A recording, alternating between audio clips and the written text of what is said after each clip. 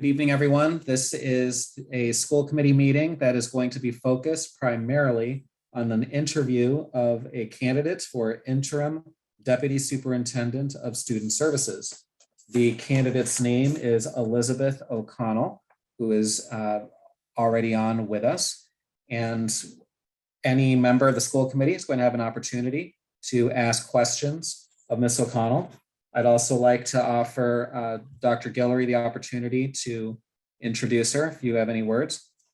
Thank you and good evening, everyone. It is my pleasure to introduce Elizabeth O'Connell to you, also known as Lisa. Ms. O'Connell retired last month from the Dedham Public Schools, where she had served as Director of Special Education for 7 years. Prior to her work in Dedham, she served for over 30 years in the Axton-Boxborough School District as a special educator, special education coordinator, and as Director of Pupil Services.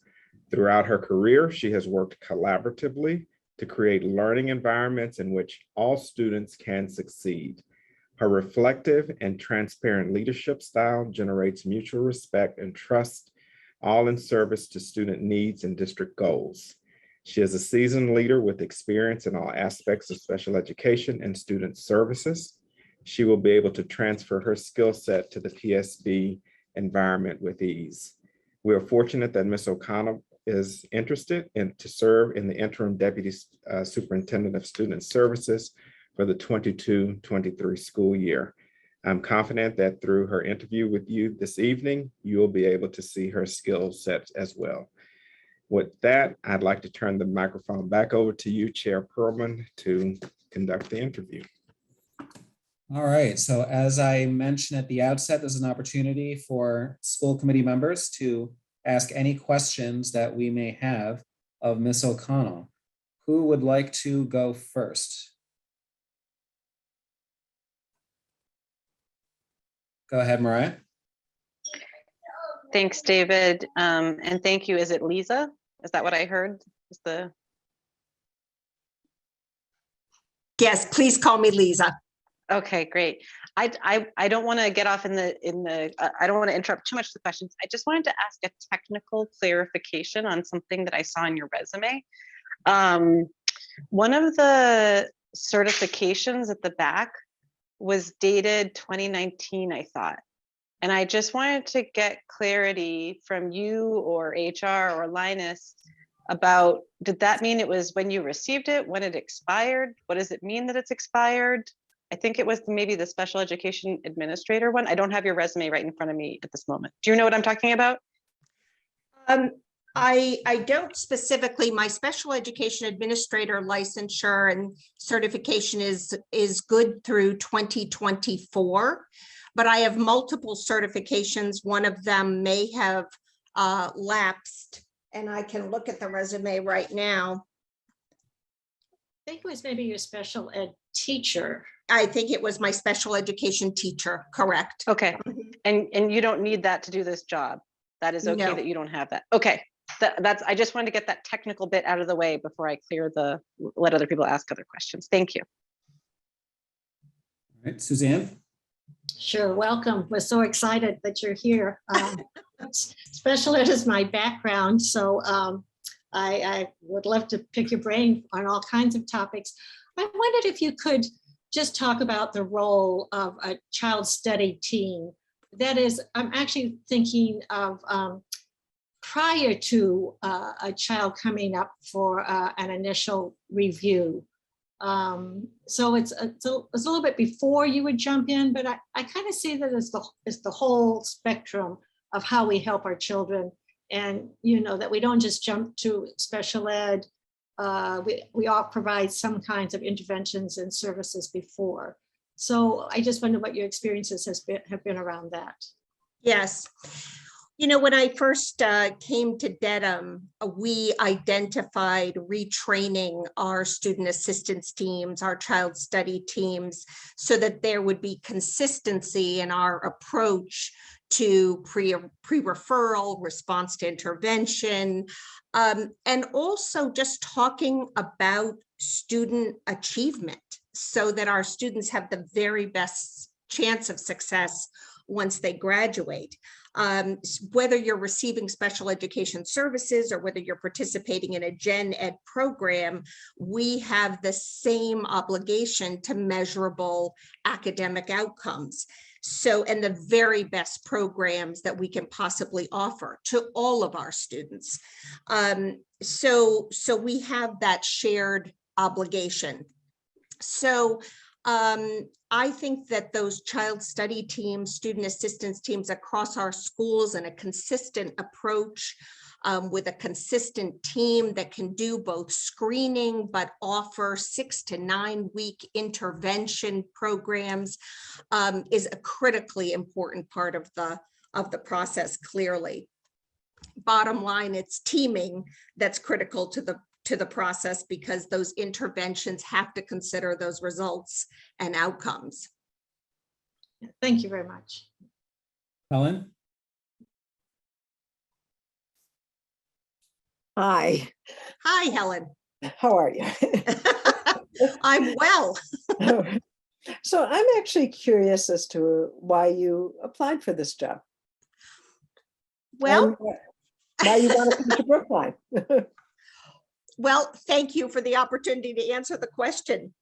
My first teaching experience was actually in a gen ed 3rd grade classroom at the Driscoll School Oh, really? with Ann Concanon, who passed in 2016.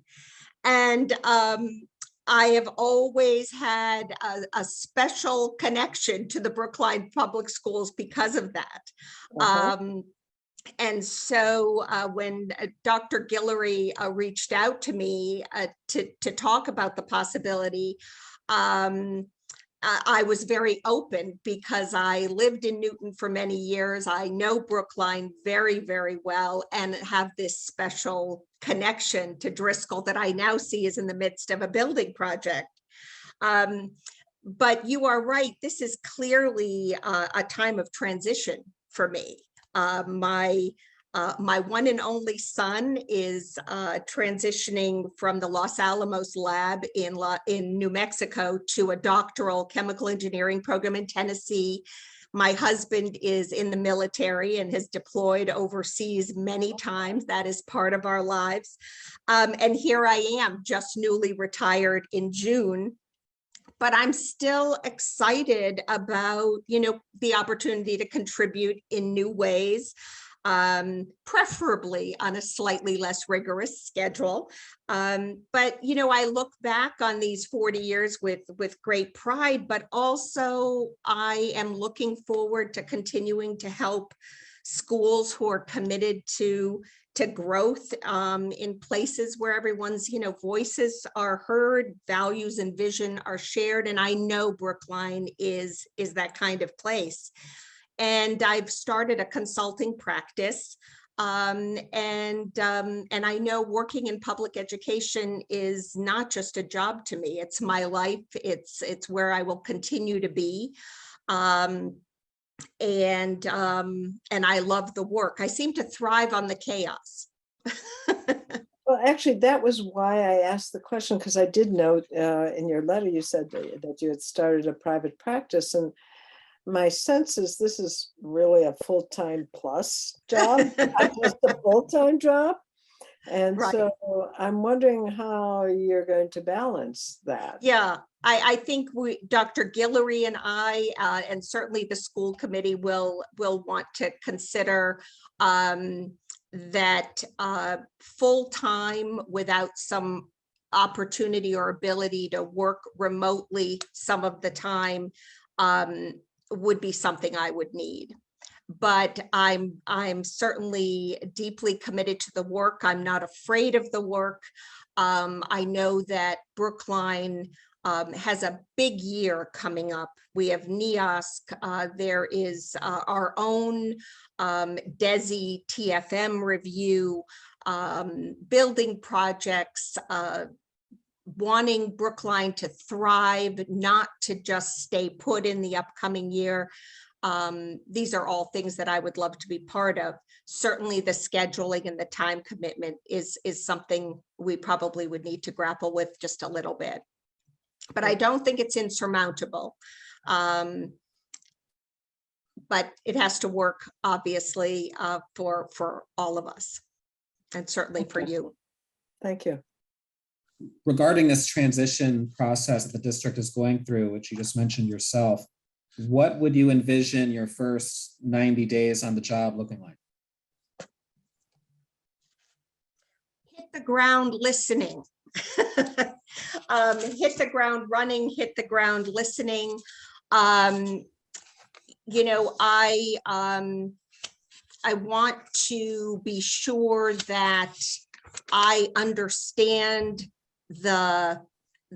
each school and the goals of each school, the staffing patterns, the mission as quickly as possible, so that I can be as involved as possible in supporting the staff, in supporting the administration, in the goals of the district.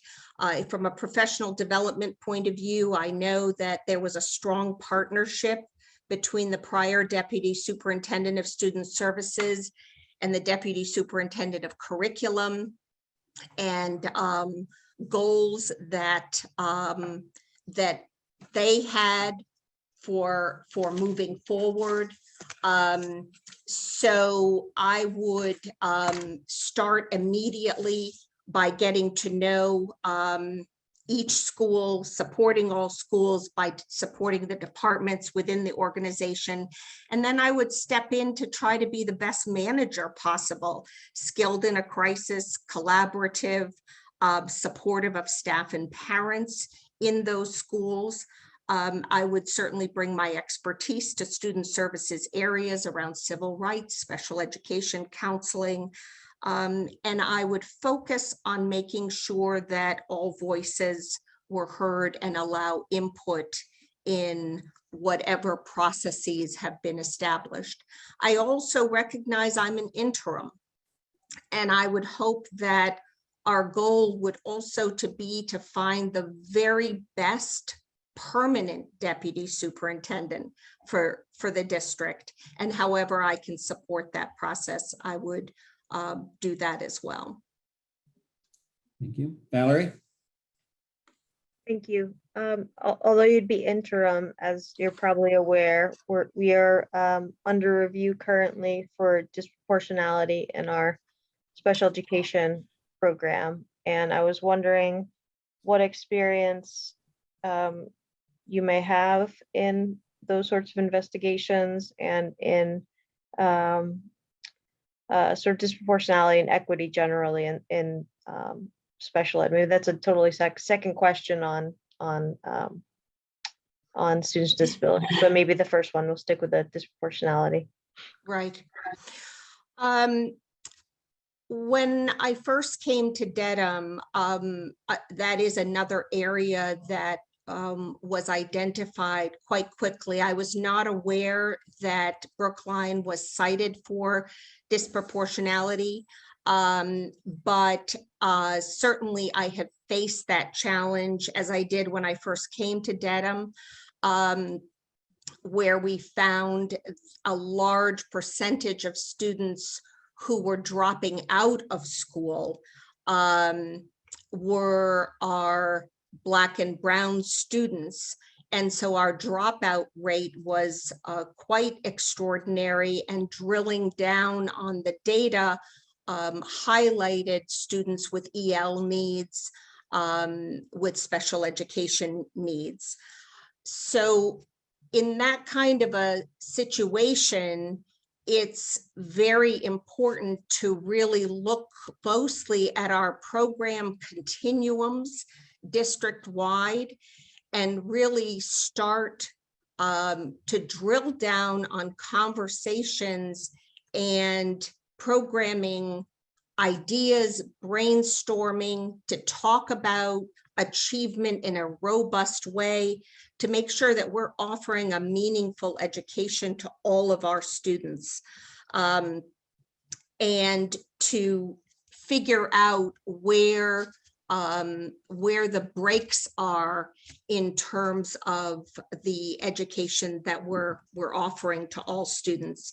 My understanding is that there is also a special education evaluation that was completed by a colleague of mine, Dorsey Yearly, and I would look forward to reading that, where she undoubtedly has made some recommendations, not just highlighting the tremendous strengths that Brookline has to offer, but also potentially offering some suggestions and recommendations for potential remedies for the issue you've raised. Nancy?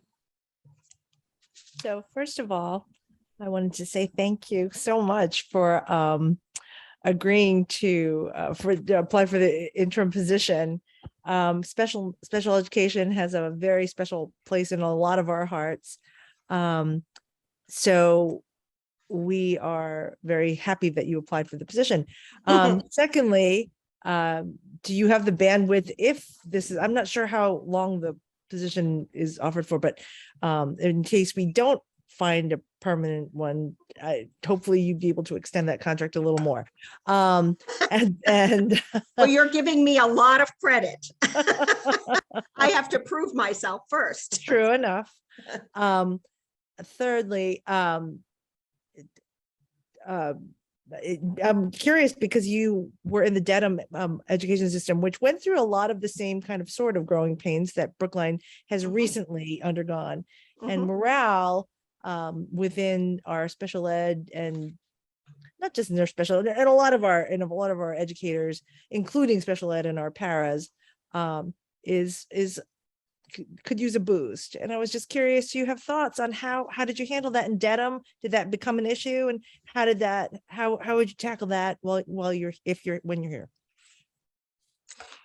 Yeah, it's a great question, because we can't run highly specialized programs for students with special needs if our staff doesn't have the bandwidth to provide those services.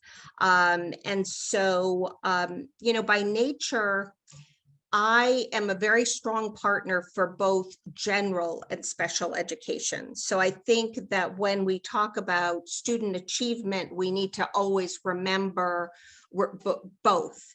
And I feel very comfortable standing in both worlds and staying connected to everyone involved. I think for staff to feel connected and supported, you need to be heavily involved. You can't be in your office sort of offering advice from afar. You have to be actively involved in professional development, actively involved in staff training, actively involved in modeling. So while I recognize the enormity of the job, I have found that most successful strategy is to be highly visible and collaborative. And most people describe me as not only involved, but motivating. But when there is a challenging situation with a student, my inclination is to get in the car and to go to that school and to be hands-on in my approach. And frankly, that's been the expectation in Dedham from the superintendent there, who is a very hands-on person. And that allows me to work towards consensus and for people to feel that they are agents of their own change and that they have support behind them. At the same time, you have to promote very high expectations. So that has to be balanced, that you're modeling new ways of providing services and supports.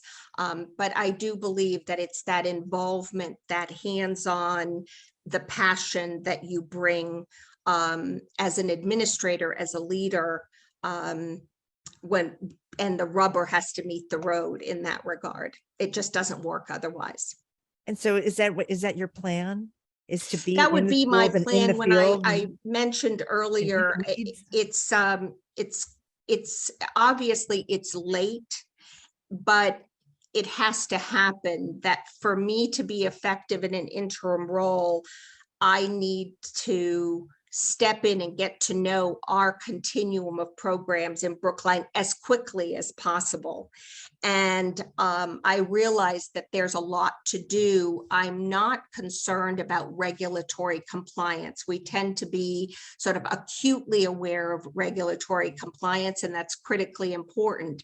But we also have to be paying attention to the signals around students that are in crisis, mental health issues, you know, highly specialized needs of kids being serviced in district in the public schools, all of those things. And I think involvement is critical.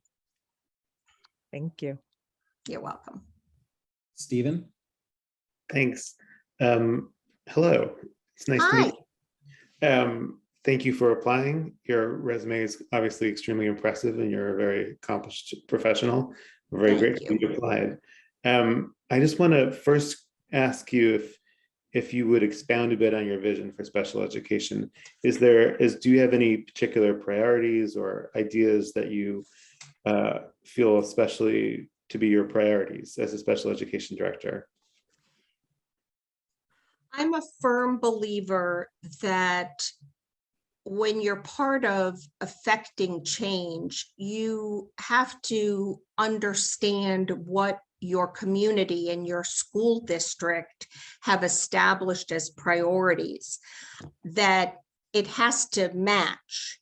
While I can have great lofty ideas, if it doesn't match what the Brookline community wants for their students, for their children, and our school's vision. So that's something that while I would immediately get involved in programs, services, civil rights issues, disproportionality issues, you know, TFM reviews, and so on, I would hope to have an opportunity to be part of crafting a future vision for Brookline. My understanding is that there's a committee in place that people are really thinking about the next 5 years in Brookline and where we want to be. But I do think really understanding your community, understanding the priorities of the community is critically important to match a vision to those values and priorities. It's definitely not my style to come in and impose a vision. I bring a strength certainly in program design and development. I am acutely cognizant that having continuums of programs allows students to remain in their home community and allow children to go to school with siblings and to make friends and to access all that Brookline has to offer. I'm a big believer that whenever possible, in-district programming makes sense long-term for students to develop into the most independent adults possible. But it has to match what Brookline is seeing as well. And I am loosely aware that Dorsey Yearly hopefully gave kudos where appropriate to the broad range of programming that Brookline offers at a high level of excellence, but maybe has given us a little bit of guidance where we might strengthen some of our continuums in other areas. I am aware that approximately 80 students are in out-of-district placements, and actually I think that's quite a reasonable number when compared with the overall enrollment in Brookline, but still making sure that there are continuums for a wide range of disabilities, so that students are able to matriculate through the public schools and graduate from the Brookline Public Schools is important. And you could see from my resume, I'm a very grassroots administrator. I'm very big on study groups, task forces, because it's so important to me that voices are heard, that parents are heavily involved, that we're drilling down on those issues together. I think it's a little bit of a challenge to be an interim, of course, right? Because some of that work, you know, can you get it done in 3 months, right? Or 6 months? And so I know that a lot of guidance will be provided by some of these independent studies going on in NEOSC, but hopefully we can get people involved and maybe rejuvenate the staff, and sort of become part of creating more of a 5-year vision. And then I would certainly be delighted if you find that perfect deputy superintendent. I'd step aside, and I would certainly be happy to do some mentoring or support if that was something the Brookline Public Schools wanted. Thanks. Could I ask a second question, David? Go And then ahead. I'll step aside. So I took a little time to poke around through DESI's indicators for Dedham during your tenure there, and it's a very imperfect measure, of course, but it was a very impressive profile that Dedham had. I'll take it. The one question I did have is that Dedham's numbers for inclusion for students with IEPs tended to be lower than the state average and state targets. And that's an area where Brookline has actually been quite strong. I'm just curious, to what extent was that a particular challenge in Dedham? And does it reflect any of your, one of the reasons I asked about vision is I was curious to know whether you had a vision that did or did not prioritize inclusion in special education. So I thought I would just ask about that as well. Yeah, yep. Yeah, we certainly, I think the next leg of work, as I step aside, the next piece of work that will be done will be on strengthening the more generalized inclusive programs, making sure that the staff hones their craft in terms of specialized reading approaches, executive functioning approaches. That would be the next level of work that they need to do. But a big part of the work has been done. There were no specialized programs and there were breaks. So for example, a family with a child with a specific disability or a range of disabilities, perhaps there was appropriate programming through grade 3, and then there was a break. And then perhaps there was a perfect program, but it wasn't until grade 6.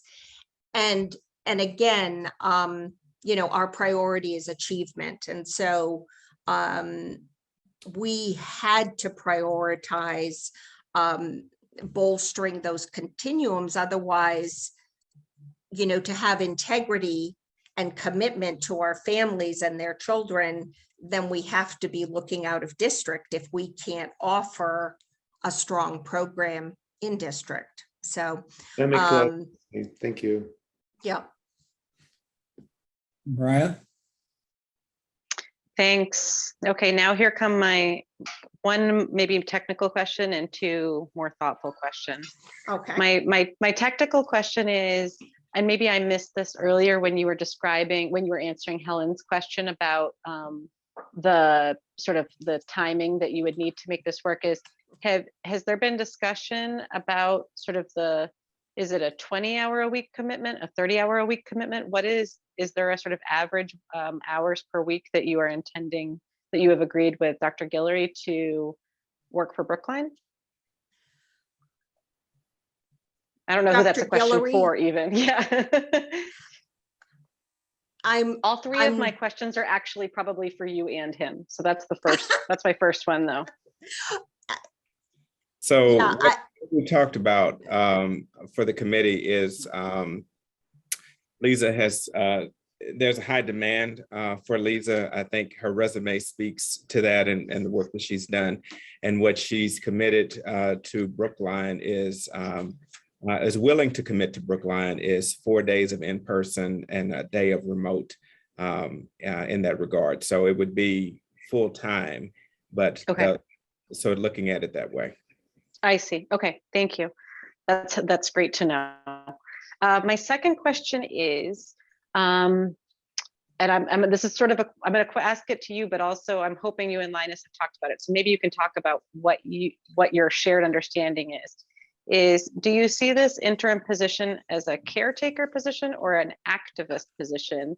And how are you planning on, how are you going to walk knowing that and you know, it could be that if someone comes along in 3 months, 6 months, as you said before.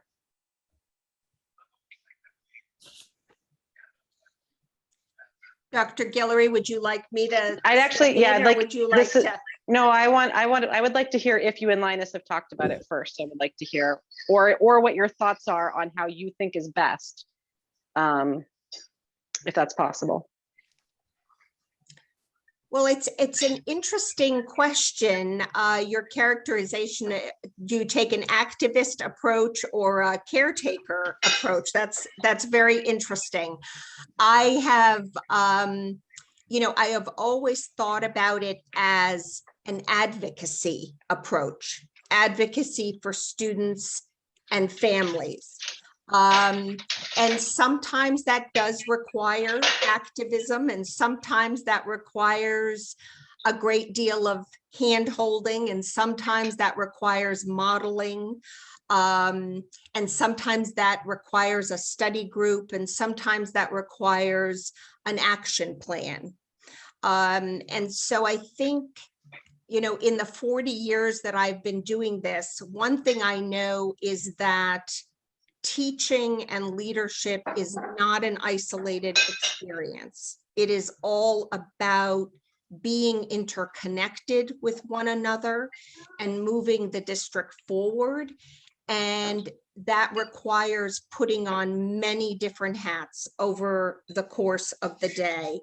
And it also requires standing in the world of general education and special education and civil rights, and 504 and English as a second language. It requires that you stand in those worlds all the time throughout the day. Does that help a little bit?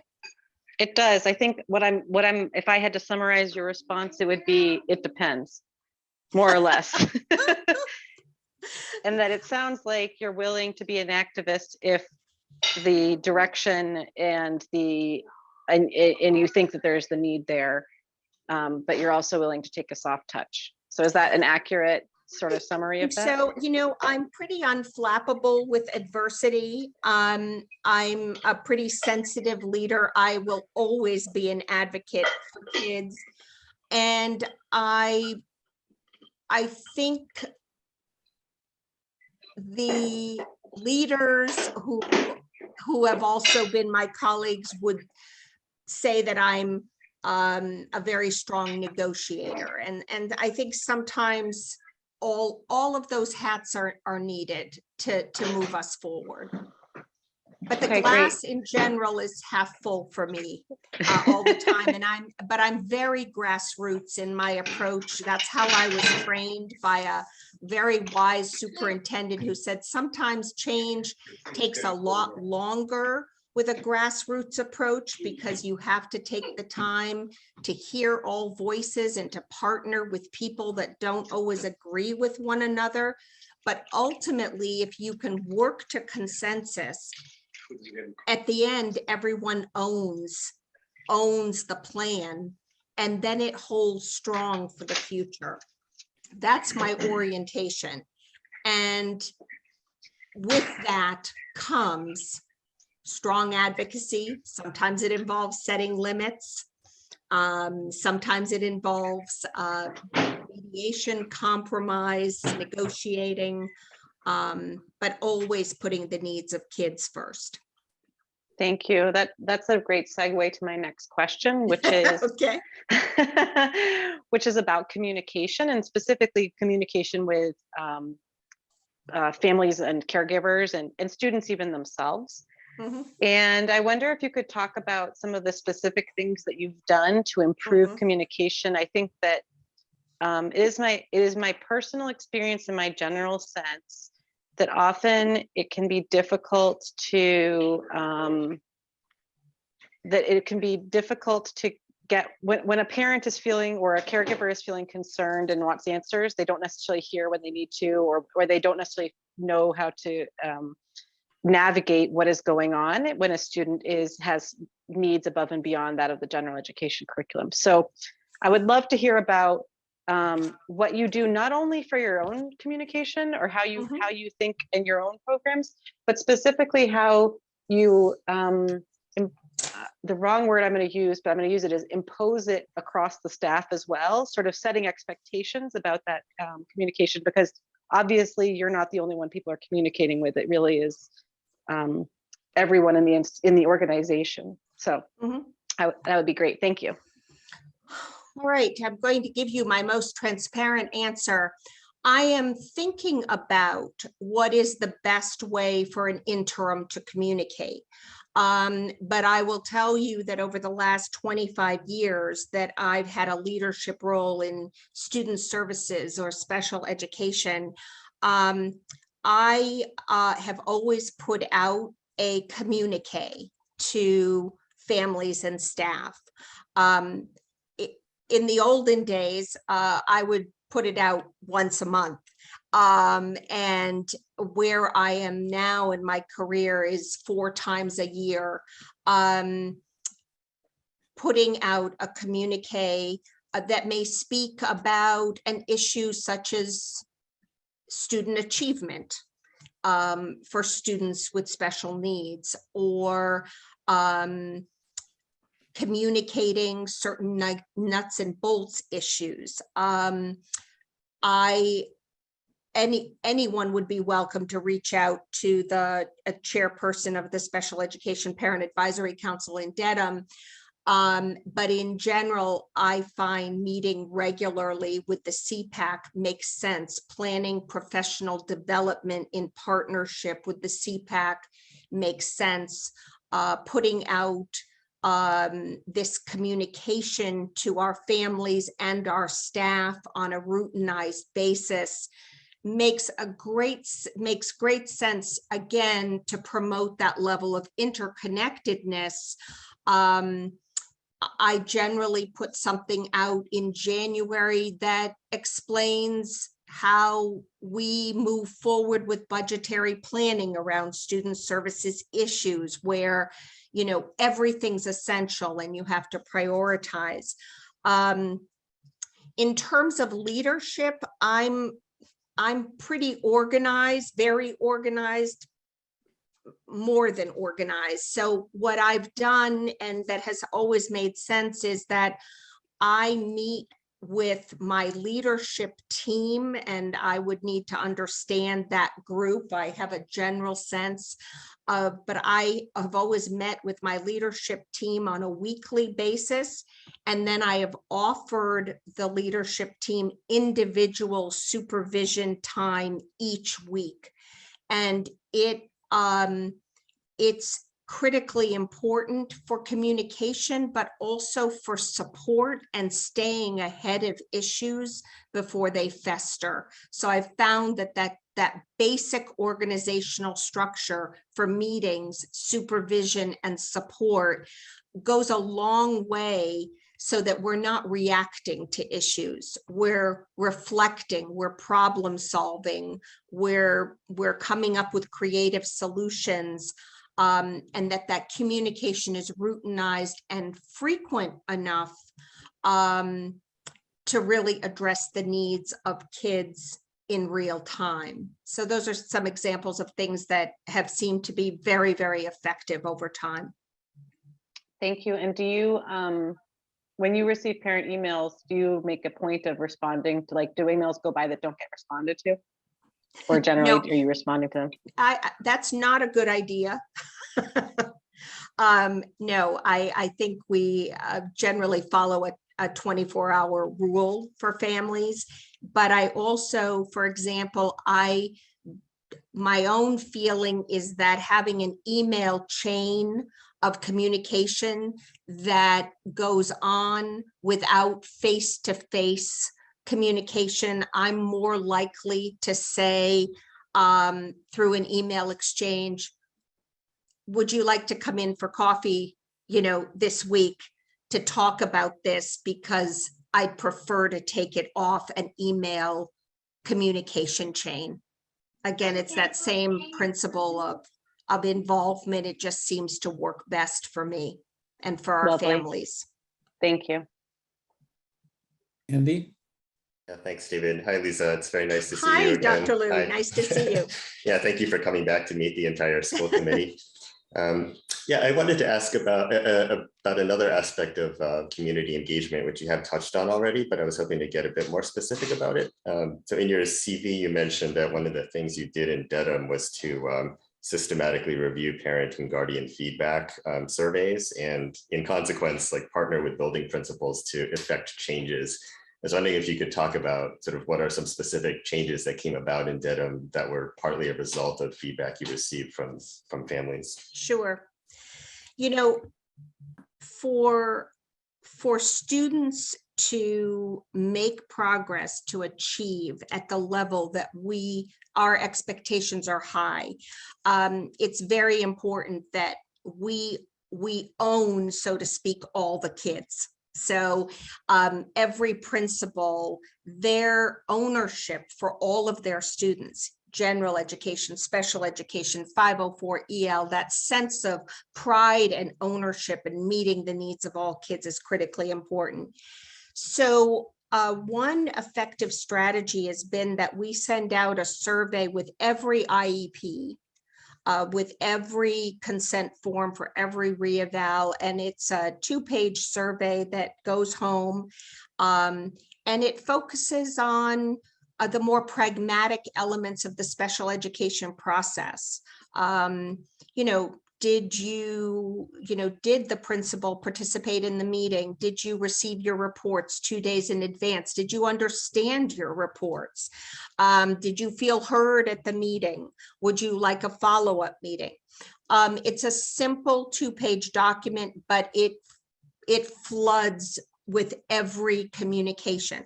When those come back, and it's one of it seems to be just short enough, not cumbersome, goes out, you can easily respond to something in the process and include your response.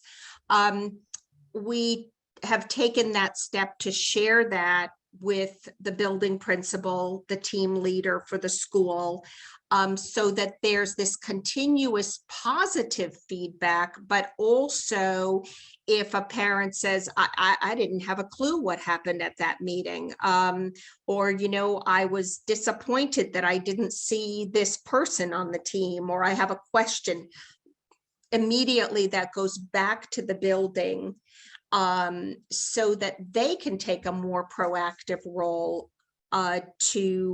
to address a question or resolve a potential issue before it blossoms. I can't say right now whether Brookline needs a broader survey than that. I would need to read Dorsey Yearly's report. I would want to read the self-study of the NEOSC evaluation where it is, whether we need to put out a broader survey as part of our future planning. That would obviously be something to discuss with Dr. Guillory and with others, whether we want to do some kind of additional broader survey. But that is one approach that has been very effective in real time to stay connected with families and to avoid confusion that inevitably develops. It's a cumbersome process, the one in special ed in particular, so we have to keep up with it. regarding the resolution of issues before they blossom, you may be aware that there are many OCR complaints that have been filed against the Brookline schools. And I'm curious as to what your methodology is to sort of preventing these problems from rising to such a level in the first place. And you mentioned that you have ample experience with civil rights. I do. I was not aware. So that just goes in our list of challenges clearly.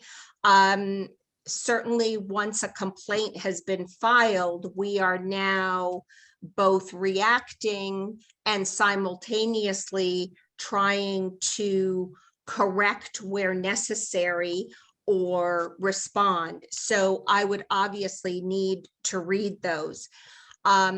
What I would immediately start thinking about is professional development training for administrators, and then with staff to make sure that everyone is up to date and current with elements of civil rights, whether it's student records, whether it's harassment and discrimination, whether it's bullying prevention. At our level, we would need to really think about, are there holes where we need to think about improved or enhanced professional development and also modeling for addressing those issues. But I would need to read those reports to see. I would undoubtedly have some thoughts once I read those reports about where potentially the holes are. Ellen? Thank you. Hi. I was curious. I had read your CV, and in it you talked about being bilingual in Russian and English. And I was wondering if Russian was your first language, and how that's affect your work with the ELL students. Mm-hmm. My mother had a great affinity for languages, and she met my father, who had immigrated from the then Soviet Union, and she was breaking up communist youth festivals with Gloria Steinem, and she met my father, who was singing internationally with the Yale Russian Chorus. And she is very gifted and has been an EL teacher her entire life, and she speaks 8 languages. And they decided that they were going to raise their daughters speaking Russian first. And yes, I entered kindergarten primarily speaking Russian. And when I came home from school, you told the story of your day in Russian, or you were not heard. And so probably when I was 14 or 15, things sort of made a shift. We no longer spoke Russian primarily at home, but it was a huge family commitment. It did shape, and again, it's back to that 3rd grade experience at Driscoll, because as a special educator doing assessment, at that time, I was a lot more facile with my Russian than I probably am today. My father would say I babble well at this point. But there's vocabulary in Russian, and there was a vocabulary in English, and it didn't match up. And here we were evaluating students who couldn't speak English. And it definitely shaped my perspective on assessment and the importance of evaluating students in their native languages when necessary, because it does lead to over-identification of disabilities where it may simply be a language issue. But it's sort of a unique background, and definitely shaped my perspective on many things. And in 7th grade, my mother thought it would be a wonderful idea if she took me to Russia where she was going to teach English for a year, and I was there for 6 months and happy to come home. But it did shape my educational philosophy and perspective. So. And at the time you were there, I think our Russian program was at Driscoll. Yes, exactly, exactly. Yeah. Although I think my working with kids who have serious mental health issues is something that I have spent a lot of time on in my career, and that was also something that I was able to learn a great deal at Driscoll. So. To what extent do you collaborate with other administrators around school scheduling to try to ensure that our special education students are able to be included in electives, for instance, which is where they primarily get pulled out?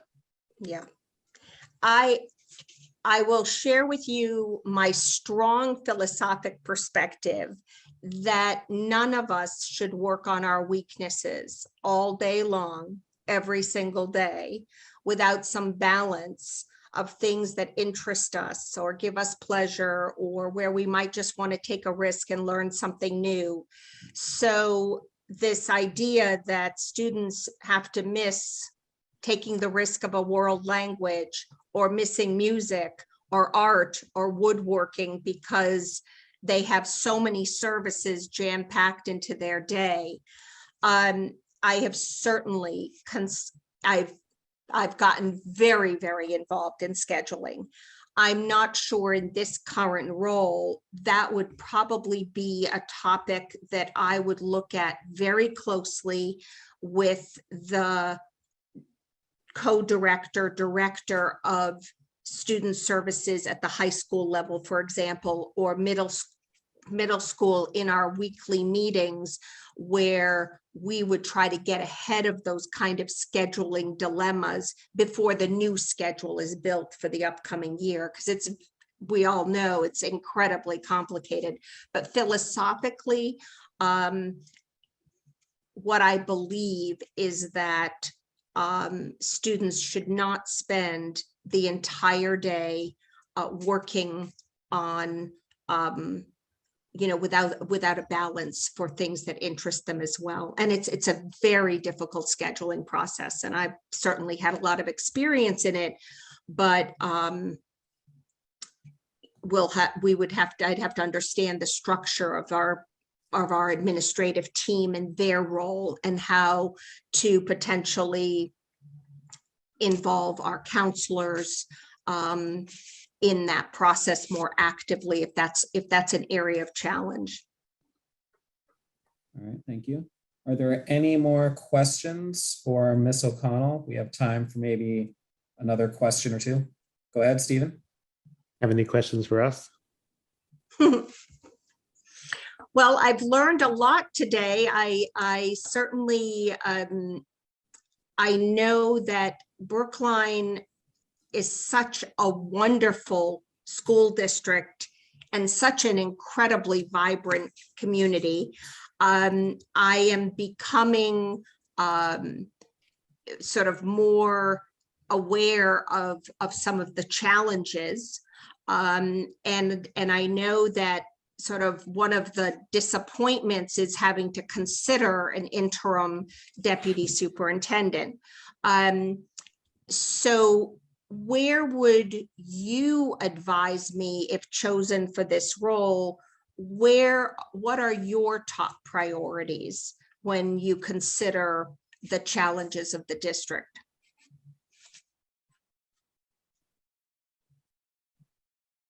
Oof. I look forward to a follow-up conversation with you where we talk about this in great detail. Okay. Happy to do that. I think we all have a different answer to that. Well, fair enough. I don't know what special education is like in other districts. I do think that the Brookline community has very strong passions on special education. The community is hurting in some ways there is some polarization in the community. There are some ways where families have been well served and other families feel that they have struggled to get services for their families. And I think a lot of, as you said before, a lot of listening is going to be necessary in this role. And I think the way you've described trying to listen to Brookline as you set your priorities is going to be very essential in this role. But that's a very glib and high level answer. So I look forward to talking to you further. Yep, fair enough. Thank you. All right, any other questions? Okay, seeing none, thank you very much, Ms. O'Connell, for joining us. The next step in this process, on the 26th, the school committee will be convening a workshop, and one of our agenda items on that day will be a potential vote to name you the Deputy Superintendent of Student Services. And in the meantime, members of the public will have an opportunity to write to school committee and to provide their thoughts to help inform the decision that we make on that day. Dr. Guillory, any words you'd like to add? No, thank you, Lisa, for your time with us this evening. It was my pleasure to meet all of you and to have a preliminary conversation. And I look forward to the next steps, whatever you feel is best for the Brookline Public Schools. Thanks so much.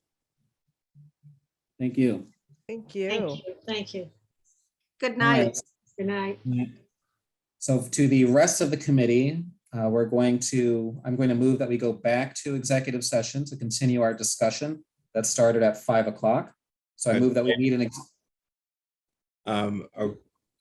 Do you want to stop the recording? Are you?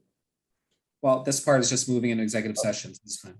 So I move that we meet in executive session pursuant to Mass General Laws, Chapter 30A, Section 21A, for the following purpose. Purpose 6, to consider the purchase, exchange, lease, or value of real property if the chair declares that an open meeting may have a detrimental effect on the negotiating position of the body, Maimonides School, 2 Clark Road, Brookline, Massachusetts. Is there a second? A second. All right, thank you, Stephen. Nancy, your vote? Yes. Helen? Yes. Andy? Yes. Suzanne? Yes. Mariah? Yes. Stephen? Yes. And I also vote yes.